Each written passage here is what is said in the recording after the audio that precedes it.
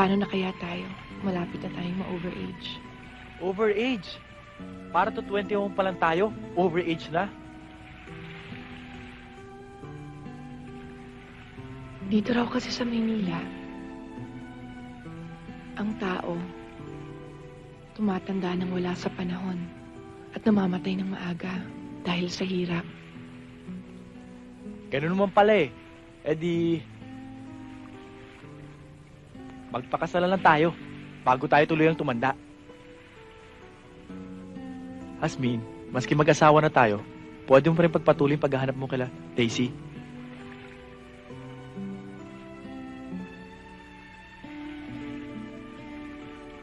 Hindi kita pipigilan kung yan ang kinakatakot mo. Hindi kita didiktahan. Pangako ko sa'yo yan.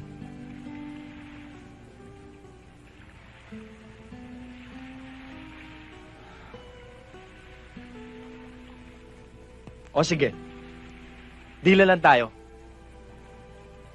Ano ba raw ang overage dito sa Maynila? 24. 24. 24, so, pag 24 na tayo, sa bagay, overage na tayo nun. Pwede na tayo magpakasal. Magsasama lang tayo sa hirap. Ganun naman talaga yun, di ba? Sa hirap o sa ginhawa. In sickness and in health. Till death do us part.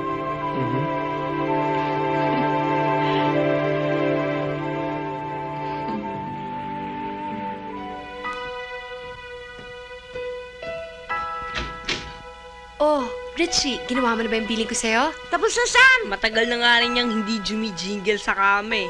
O ikaw, nag-toothbrush ka na ba? Tapos na. O sige, good night, boys! Good night. Night!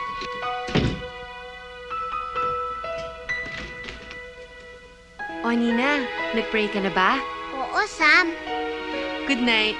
Good night, Sam.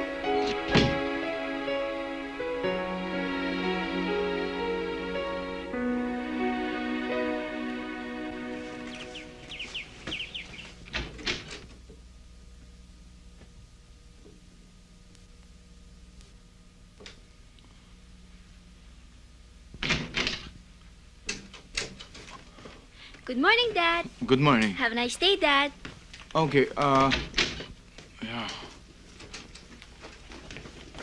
Bye, Dad. Bye, Dad. Tara. Kuya, ang bigat ng bag ko. Sige, ako na magdadala. Good morning. Good morning. Ready to go to school? No. Why? Hindi pa ako kinikiss ni Daddy eh. Oh.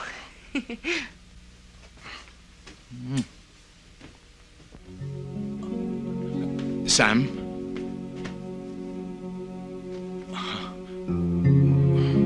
Wala.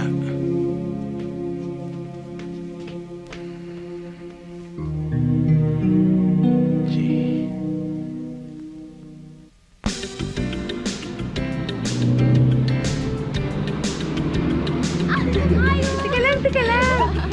Teka lang. Huwag kayo masyado magulo dahil malulukot yung mga uniforms nyo.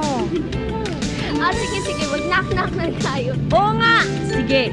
Knock-knock. Who's there? Sam. Ikaw talaga, sip-sip ka. Sam, who? Sabado night. Sabado night. Sabado night. Yes, Sabado night. Man! Na, ikaw? Knock-knock. Who's there? Sam! Sam who? Ang galing. Wag nang knock-knock. Sam trivia na lang tayo. Sige. Anong ibig sabihin ng Sam? Samantha! Sa pagita. Alam ko na! Ano? Si Rosanna Roses? Ang corny mo ha. Ang tamang sagot ay... Samuelita Alibudbod Rivera! Paano nyo nalaman yung totoo kong pangalan? Secret! Mamaya. Gemma!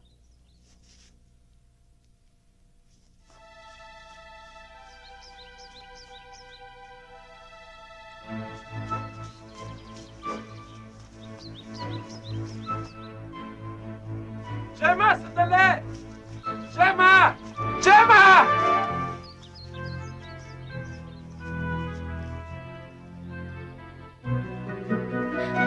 Gemma! Gemma, ba't mo kayo iniwasan? Dahil wala na tayong dapat pag-usapan pa! Gemma, mahal kita at mahal mo din ako. Eric, mahal mo rin si Vivian! Gemma, pakinggan mo muna. Alam ko nalilito ka na. Kaya nga ako na nagparaya, ako na lumayo eh.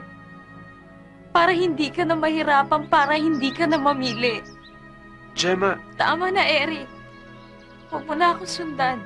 Nahirapan din naman ako sa sitwasyon natin eh. Gusto ko nang manahimik.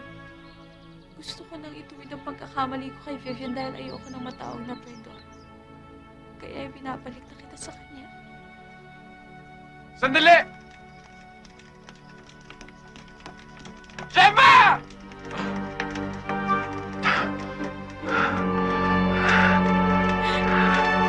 Eric, please! Vivian, iuwi mo na si Eric sa Maynila. Sa'yo na siya! She's right, Eric. Let's just go back to Manila. Eric, please! Let's just go! Hindi pwede, Vivian. Mahal ko si Gemma. Pero hindi ka niya mahal! She's giving you away!